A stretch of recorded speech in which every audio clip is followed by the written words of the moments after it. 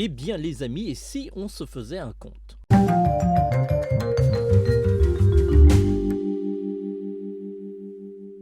Hello les amis, j'espère que vous allez bien. Nous revoilà pour une vidéo critique assez rapide sur un film d'animation, Le Royaume de Naya.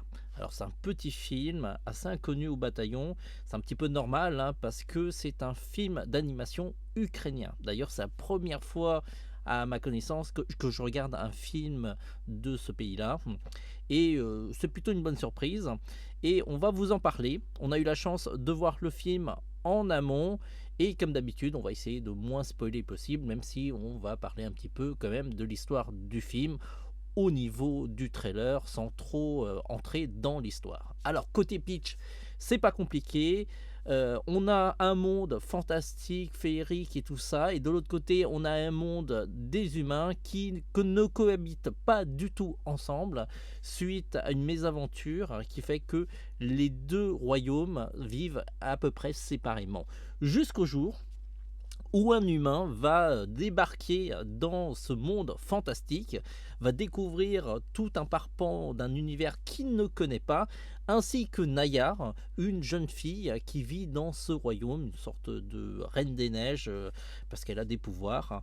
Et ils vont se lier d'amitié pour le meilleur et pour le pire, sachant que les deux mondes ont tendance à s'ignorer jusqu'à présent, voire même se détester.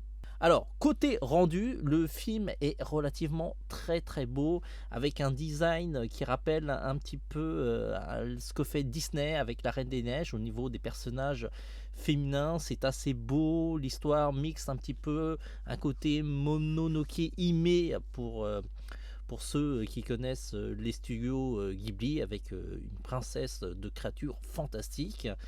Les images, je peux vous montrer, sont assez beaux. Le personnage masculin, il n'est pas forcément hyper charismatique non plus. Les décors sont sublimes. Et franchement, si le cinéma ukrainien pouvait débarquer un peu plus en France, ben on ne dit pas non, vu que la production est plutôt vraiment très jolie. Par contre, l'histoire, c'est un conte. C'est très naïf, hein, c'est orienté pour les enfants. Il y a quelques chansons, je vous avoue qu'elles sont pas, comment dire, elles ne m'ont pas marqué énormément, voire elles sont un peu kitsch. Heureusement, il n'y a que une ou deux chansons et c'est pas la majeure partie du film. C'est vraiment pas une comédie musicale. Et tant mieux, hein, parce que sinon, il aurait fallu vraiment réadapter les chansons pour que ça soit vraiment beaucoup mieux. En tout cas, c'est un film d'animation qui est honnête, qui est vraiment orienté pour les enfants, pour un jeune public aimant un petit peu les contes à la Disney. C'est vraiment pas fait pour un public un peu plus mature parce que c'est vraiment très naïf. Comme c'est notre premier film d'animation ukrainien et qu'on a été agréablement surpris, on lui donne la note de 4 sur 5 comme note d'encouragement. Bien entendu, si c'était un studio plus installé, peut-être qu'on aurait été beaucoup plus sévère. Mais vraiment, il faut encourager ce type de production.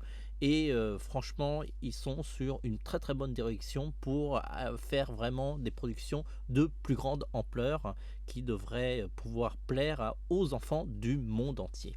En tout cas, si vous allez le voir, n'hésitez pas à revenir sur cette vidéo, nous dire quels sont vos ressentis au niveau du film. Est-ce que vous la partagez ou pas? Ou peut-être qu'on est trop gentil. En tout cas, on se retrouve prochainement pour un autre film d'animation très attendu avec un plombier moustachu. Je crois que vous savez de quoi on parle, hein.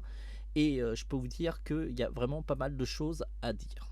Sur ce les amis, on se dit à très vite. En attendant, vous pouvez aller voir Le Royaume de Naya.